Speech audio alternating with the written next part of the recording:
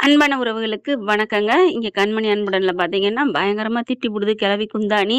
யாரெல்லாம் இந்த கிழவி குந்தாணி சீக்கிரமே போட்டு தள்ளுனா நல்லாருக்கும் அப்படின்னு நெனைக்கிறவங்க, நம்ம சேனலுக்கு உங்க பொண்ணான கையால ஒரு லைக்க போட்டு சப்ஸ்கிரைப் பண்ணி ஆதரவு குடுங்க அன்பு உறவுகளே. அன்பு ஏன் தான் இப்படி இருக்காருன்னு தெரியலங்க. பாட்டி பேசுறப்ப எத்தன பேரு அதாவது நம்ம விஜய் பார்த்தீங்களா மகாநதியில, எப்படி என் காவேரி பேச போச்சுன்னு அப்படியே நரம்பு பொட்டைக்க பேசுறார்ல, அந்த மாரி பேசியிருக்கணும். இவருக்கு அவ்வளோதான் கேரக்டர் குடுத்துருக்காங்க. கண்மணி பார்க்குறாங்க. ச்சே! என்ன இப்படி இருக்காரே! அப்படின்ட்டு. அதுல வேற அன்பு கண்மணிய தாங்க அடக்குறாரு. கண்மணி பேசாத, கண்மணி பேசாதன்னு. பாட்டிக்காரி எவ்வளவு பேசணுமோ அம்புடையும் வச்சு செஞ்சு பேசிட்டு போயிருது.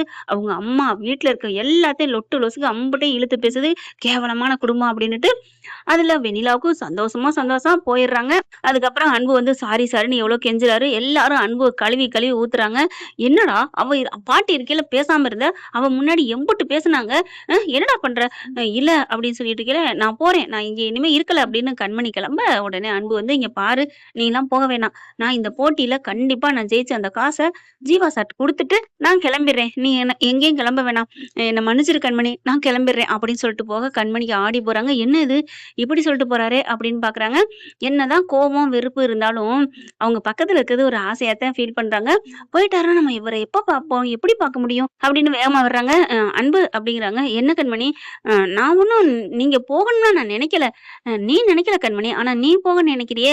நீ போயிட்டு நான் மட்டும் எப்படி இங்க இருப்பேன். அதனால நீ சந்தோஷமா இரு. இந்த போட்டியில மட்டும் நம்ம எப்படியாவது ஜெயிச்சுட்டா போதும் அப்படிங்கையில பாக்குறாங்க. கண்டிப்பா நம்ம ஜெயிப்போம் அன்பு. நான் இருக்கேன். நானும் வந்து ஹெல்ப் பண்றேன். நம்ம கண்டிப்பா ஜெயிச்சு ஜீவா கிட்ட இந்த கடனை அடைப்போம் அப்படின்னு சொல்றாங்க. அப்படியே சரின்னு சந்தோஷப்படுறாங்க. சிவகாமி என்ன பண்ணுது? அன்பு ஏன்டா இப்படி விட்டு கொடுத்து பேசுற? பாட்டிக்கு முன்னாடி பொண்டாட்டி விட்டு கொடுக்கலாமாடா? கண்மணி ரொம்ப நல்லவடா. அம்மா நான் என்னம்மா பண்ணுவேன்? இப்ப அந்த போட்டியில ஃபர்ஸ்ட் ஜெயிக்கிற பாப்போம் அப்படின்னு சொல்லிட்டு போட்டிக்கு ரெடி ஆகுறாங்க. இங்க வெண்ணிலா வந்து வேணுக்குன்னே வெறுப்பேத்துது. என்ன ஜெயிக்க போறீங்களா? அது ஒரு களம் நடக்காது. இந்த இந்த ஹோட்டல் விட்டு எல்லாரும் குண்ட காணும் துணிய காணும் ஓட போறீங்க அப்படிங்கிறாங்க. அதே மாதிரி போட்டியும் வருதுங்க. சும்மா நம்ம ஆளு தலைவனும் தலைவியும் வச்சு செஞ்சுறாங்க வெண்ணிலாவ. சூப்பரா பக்காவா ஜெயிச்சுறாங்க. இங்க வெண்ணிலா வந்து எல்லாத்தையும் கலந்து விட்டுருதுங்க. அது இது என்னென்ன கலக்கணுமோ அதனால என்ன பண்றாங்க, கொஞ்சம் கொஞ்சம் வேற வேற சமைச்சிடுறாங்க. இப்ப கொண்டோய் வச்சா ஜெயிச்சுடுறாங்க. எப்படின்னு பார்த்தா, இந்த கலந்ததையும் எடுத்து அப்படியே தர தரன்னு பிடிச்சு இழுத்தாந்து வைக்கிறாங்க வெண்ணிலாவ. "இவ தான் எல்லாம் பண்ணா" அப்படிங்கிறாங்க. "என்னம்மா சொல்ற?" "ஆமா, எங்க சாப்பாட கெடுத்தது இவ தான்." "என்னம்மா நல்லா இருக்கு சாப்பாடு கெடுத்தாங்கிறீங்க?" "ஐயோ! இது நாங்க வேற சமைச்சதுங்க.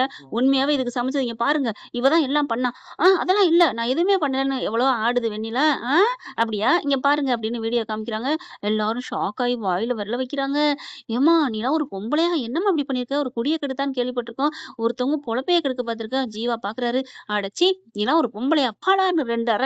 பட்டு பட்டுன்னு 2 பக்கெட்டு குடுக்க, ஐயோ! இந்த கண்ண என்ன எல்லாருக்கும் மைதானமா? இப்படி போட்டு தாக்குறாங்களே! அடியே! அடியே! உன்ன இருக்கடி வச்சுக்கிறேன்டி கண்மணி. ஆமாமா, என்னைய வச்சுக்கிறதுக்கு நான் ஒரு சின்ன பட்டாம்பூச்சிய நீ இடுப்புல தூக்கி வைக்க. அடி போடி!" அப்படின்னு சொல்ல, அப்படியே கண்மணி அன்பும் பார்க்குறாங்க. சாரி கண்மணி. சாரிலாம் வேணாங்க. நான் இப்ப மனசார திருந்திட்டேங்க. நானும் தான் திருந்துட்டேன். நம்ம யாருக்காகவும், எவளுக்காகவும், யாருக்காகவும் நம்ம விட்டு விலகி போக்கூடாது கண்மணி. போக்கூடாது அன்பு. 2 பேரும் மாறி, மாறி சொல்லி கட்டி பிடிச்சு உம்மா குடுக்குறாங்க. ஜீவா அதிர்ச்சியாகுறாரு. என்ன ஜீவா நீங்க? என்ன அன்பு? என்ன? கண்மணி என்ன?" அப்படிங்கையில, "என்ன மன்னிச்சிருங்க ஜீவா" அப்படின்னு 2 பேரும் சொல்றாங்க.